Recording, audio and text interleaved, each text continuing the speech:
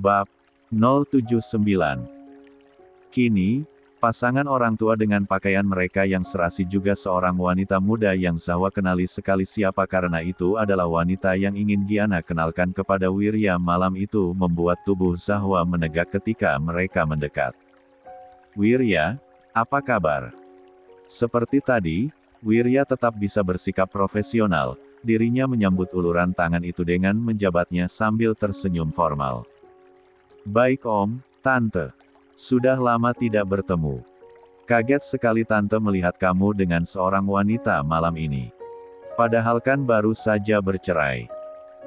Kalian seperti bintang utama malam ini saja padahal kan yang punya acara Irna dan suami," ujar wanita parubaya dengan rambutnya yang disanggul sedikit terlalu tinggi itu, yang membuat Zahwa meringis di dalam hati karena ucapan terakhirnya itu adalah sebuah kebenaran.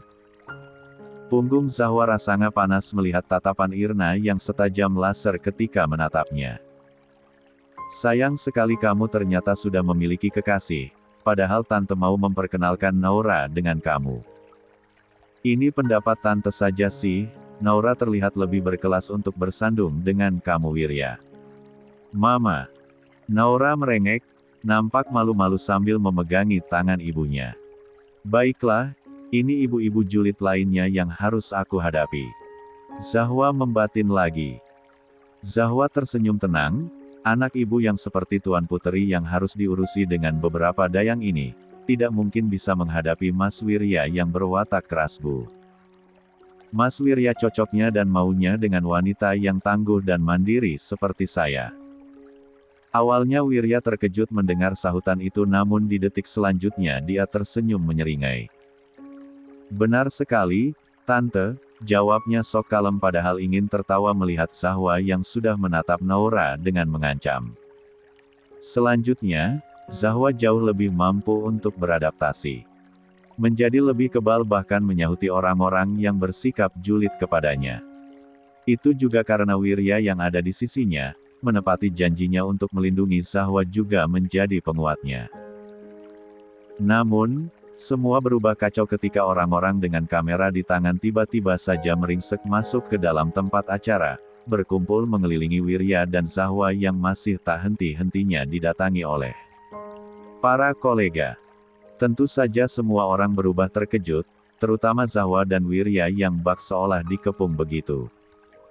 "Apa benar wanita yang Anda bawa sekarang adalah adik angkat dari mantan istri Anda, Renata?" Todongan satu pertanyaan mengejutkan itu seketika saja membuat ricuh suasana. Orang-orang mulai berbisik sambil menatapi Zahwa dan Wirya. Zahwa membeku, napasnya mulai tersendat ketika todongan-todongan pertanyaan lainnya yang terasa begitu memojokkannya datang bertubi-tubi.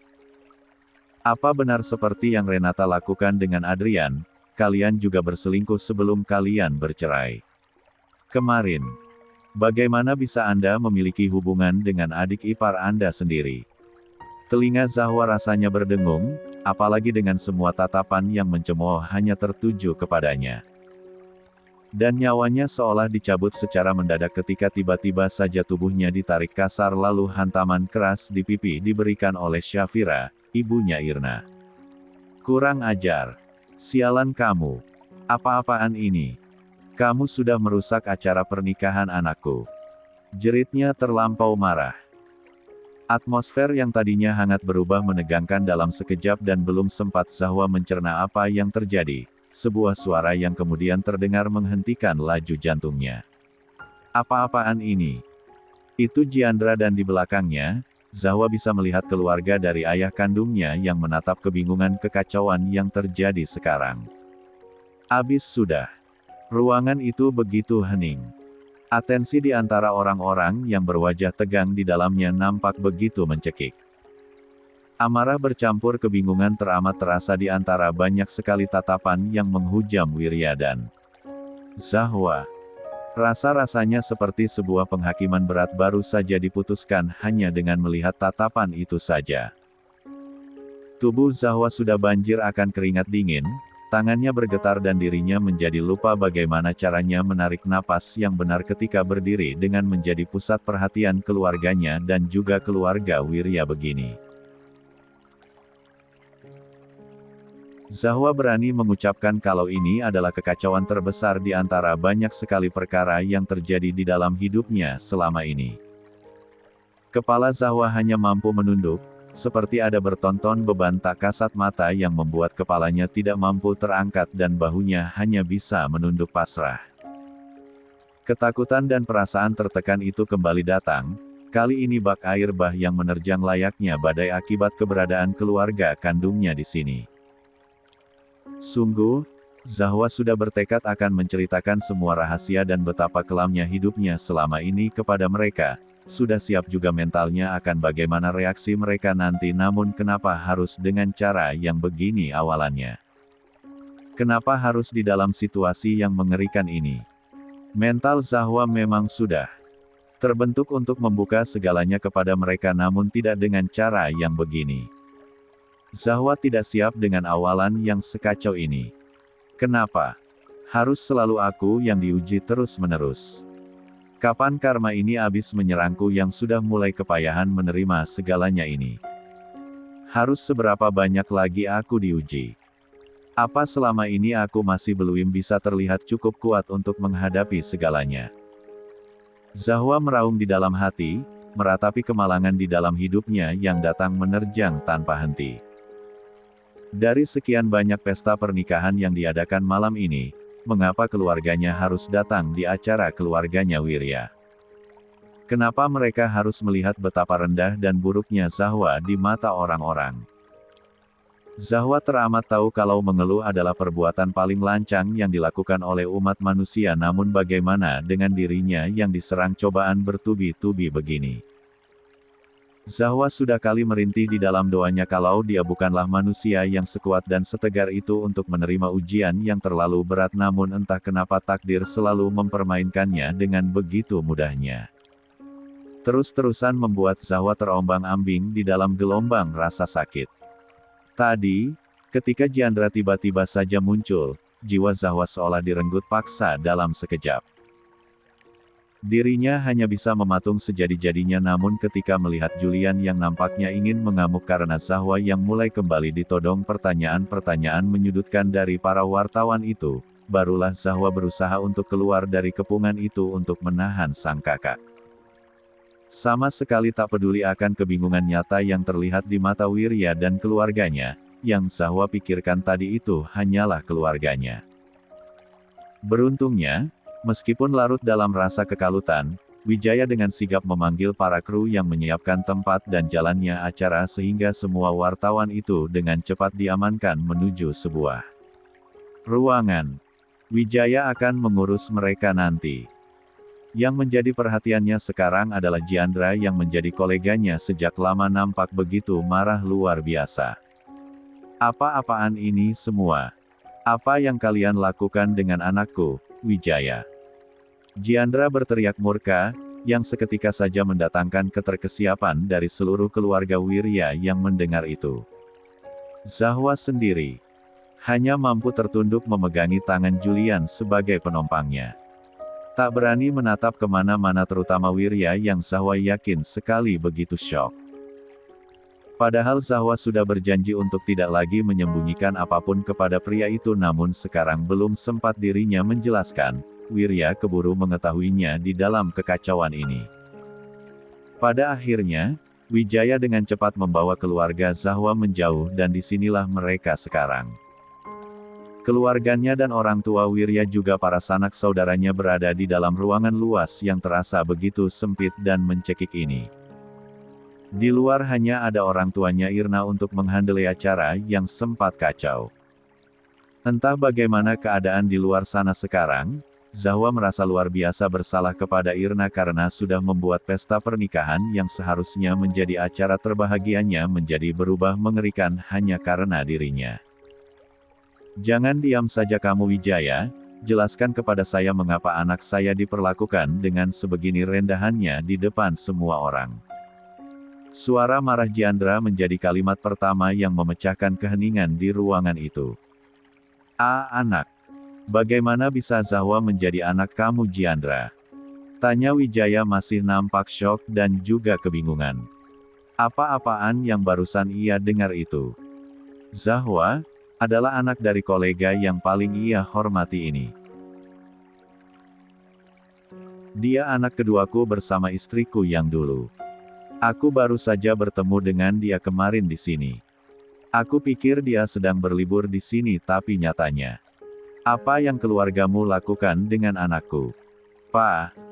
Zahwa memegang tangan Jiandra mencoba untuk menenangkannya padahal yang sangat perlu untuk dikendalikan di sini adalah dirinya yang semakin kacau. Bahkan hanya untuk berbicara saja terlalu lemas untuk Zahwa lakukan. Papa perlu penjelasan, nak.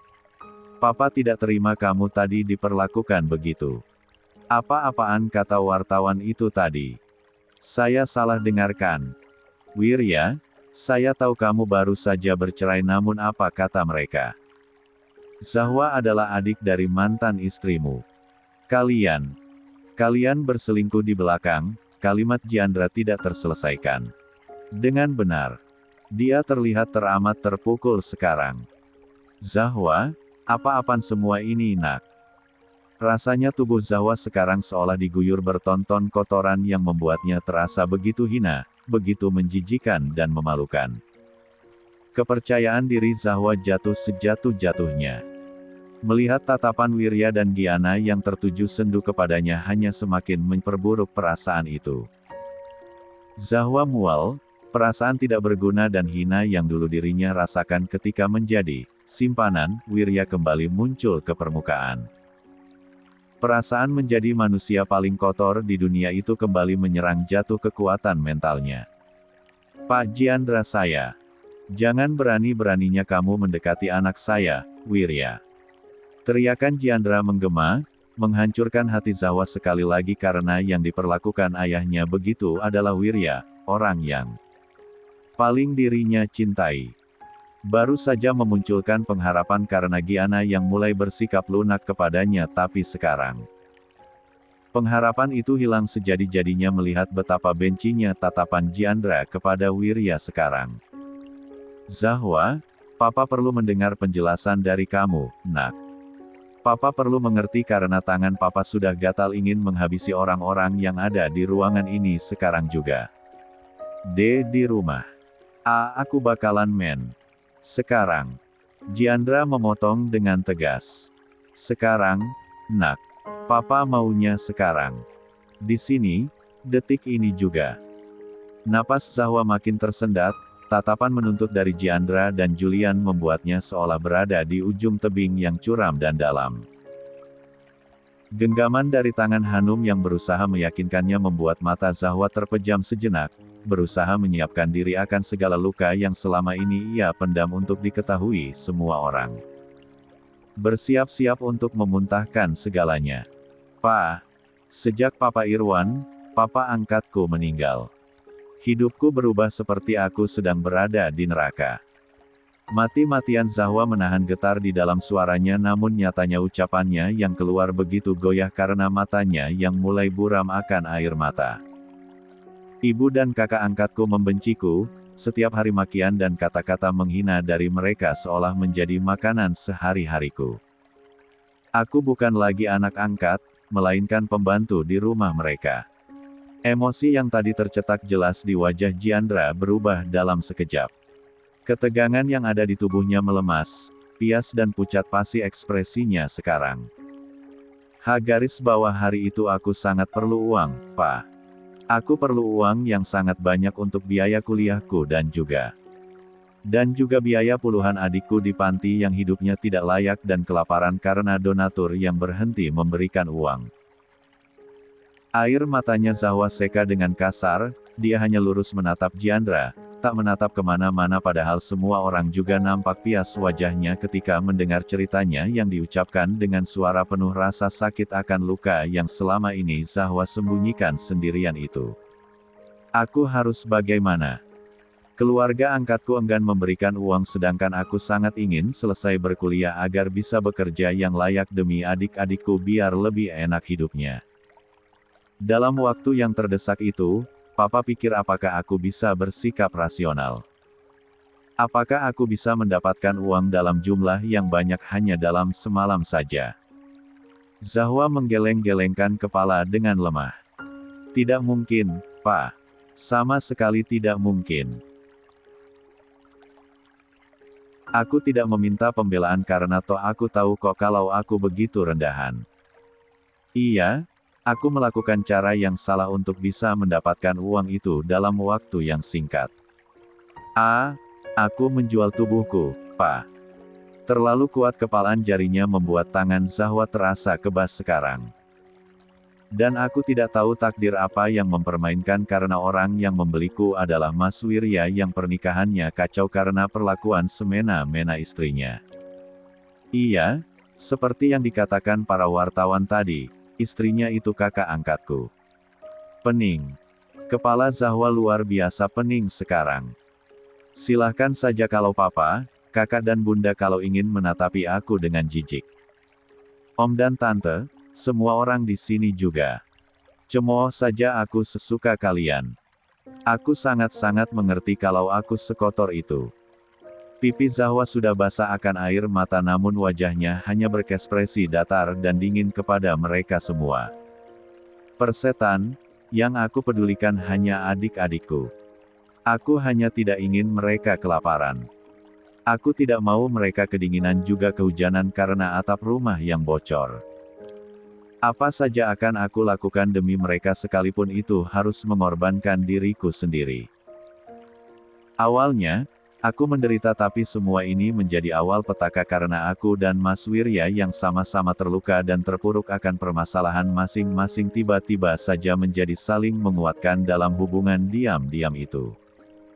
Bodoh. Terserah, aku tidak lagi peduli jika siapapun mengataiku.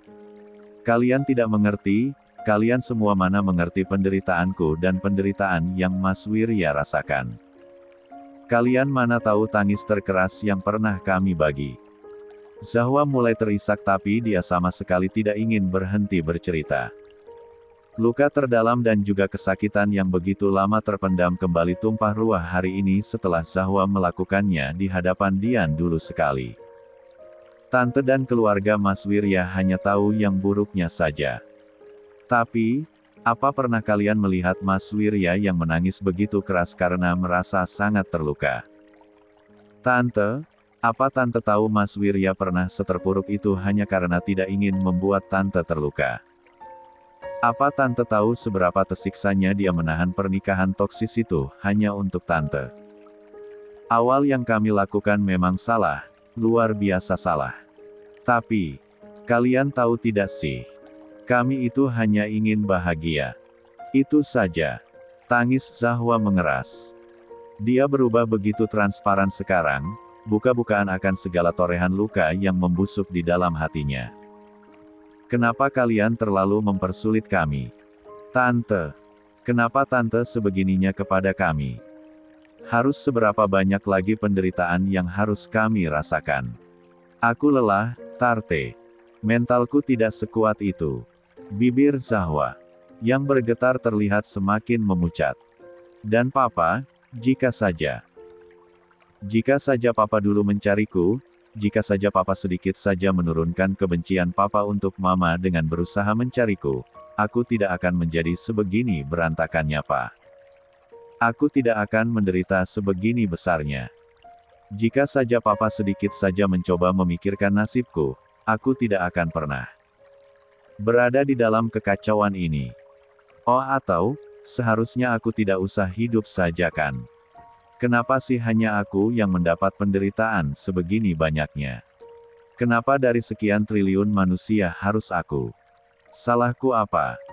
Aku selalu berusaha yang terbaik di dalam hidupku, selalu mengalah juga dengan adik-adik karena aku tahu kebutuhan mereka lebih penting.